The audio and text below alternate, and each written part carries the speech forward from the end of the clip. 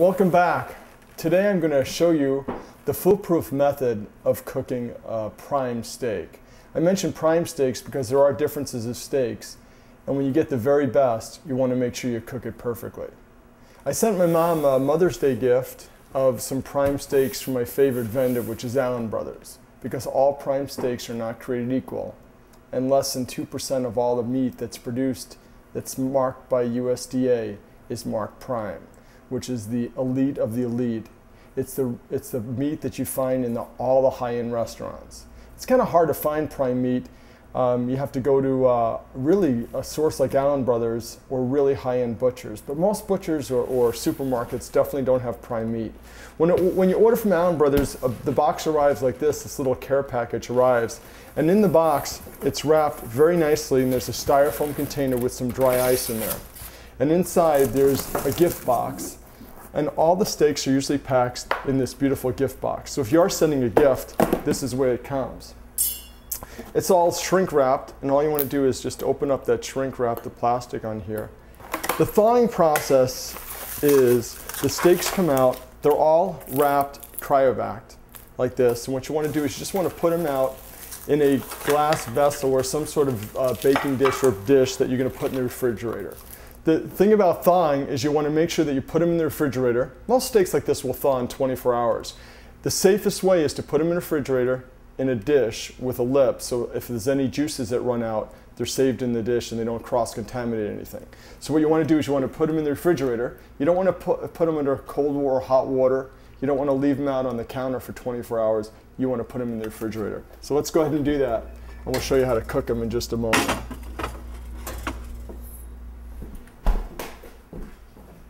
The only thing you need to do is that you need a fry pan. Any pan around the house will work. You need a glass vessel or something to put the steaks in to finish them off. You need some salt, some pepper, and some olive oil.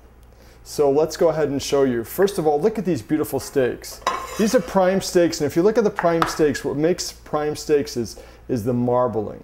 They're aged, they're delicious, and they're beautiful. So take a look at that beautiful steak right there. So here's what we're going to do to go ahead and show you how to do it. All we're going to do is we're going to salt and pepper them. That all you need is some salt and pepper. So let's do that on both sides, just like this. A little cracked pepper. And let's go over to the stove and I'll show you how simple it is to cook the steaks.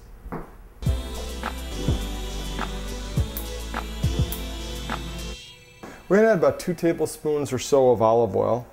And we're going to get the olive oil just nice and hot just before it gets to the smoke, just before it gets to where it's smoking.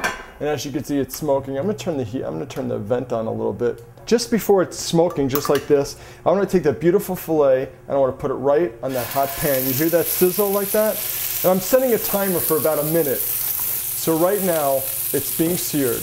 And I want to talk about a little bit about the different levels of meat and what you find. So there's 3 different levels of meat. There's prime, there's choice, and select. Select's what you find at maybe just at the general supermarkets. And choice is what you'll find at your better supermarkets and maybe your butchers. And it's really hard to find prime meat.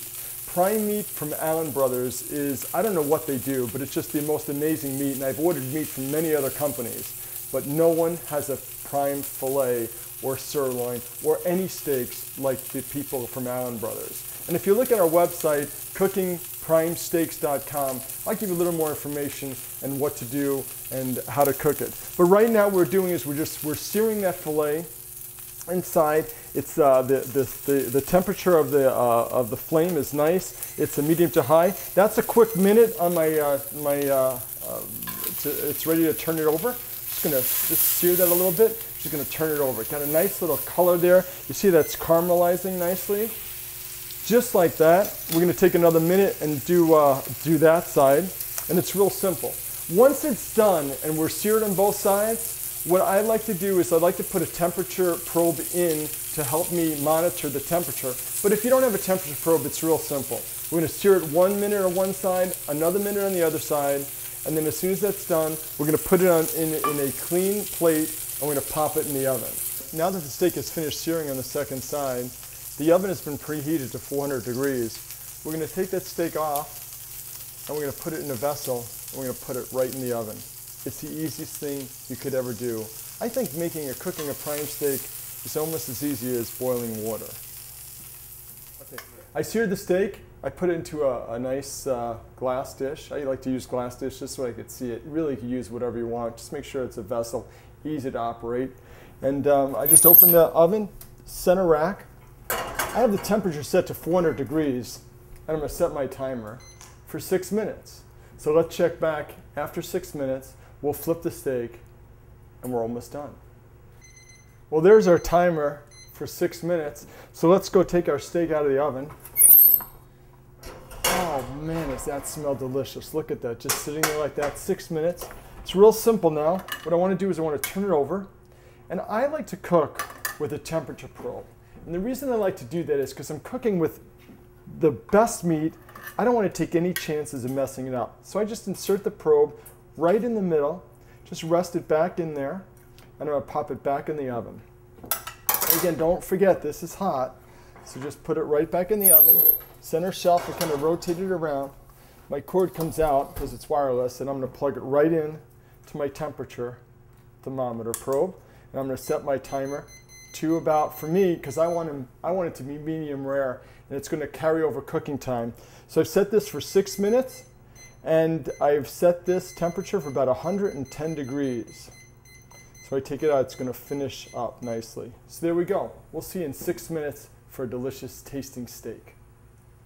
Well, there it is. It's another 6 minutes. I'm at 113 degrees. I set it for 110, so we'll just be fine. I want to take that hot dish out of the oven. Just going to put it there. Look at that. Does that look beautiful? And what I want to do is I want to just disconnect the temperature gauge, the thermometer, and don't let this intimidate you. You go to the hardware store and you get just an easy read thermometer if you want to do it. You don't even need a thermometer if you follow the cooking directions. And it's okay, you can always pop it in the oven. But when you're dealing with meat like this from Allen Brothers, the finest, who wants to make a mistake on a steak? So an ounce of prevention is worth a pound of cure. Look at that. I'm going to leave the temperature probe in there, and the reason why is because I want the juices to relax and not come out of the steak. So I'm going to do this. I have a piece of tin foil right here. I'm going to cover this, set my timer for about 5 minutes. It's set for 6 minutes, and we'll just revisit that. But the next thing we're going to do is we're going to taste this delicious steak. I love my prime steaks rare. I know that's harder for people to get used to, medium rare, but let me tell you about preference. Just like wine, eating steak, whatever you like is fine. There's no law to say that you should eat it one way or the other way. People say, you know, people don't recommend cooking a prime steak well done. I say you cook it any way you want to. The most important thing is you enjoy it. And when you're dealing with the best meat, you're going to have the best results, whether you like it rare, medium rare, or well done. Any type of the rainbow or spectrum you like it, you go ahead and enjoy it, but you're dealing with the best possible steak you could imagine. Let's take this tin foil off, and look at that beautiful steak. Just going to move it right over here to the cutting board. And again, I like it rare. I'm going to take the temperature probe out, and let's just cut right into it. Whenever you cut into a steak, you always want to cut it in the center. So watch me now. Let's just slice them there. Oh, it's like butter. It opens up. And I got a beautiful color. Let's take a look at that. Look at that steak. That's just the way I like my steak. It's like a nice pink and rare in the middle. Just delicious. And let me just cut a little taste of that and tell you how it tastes.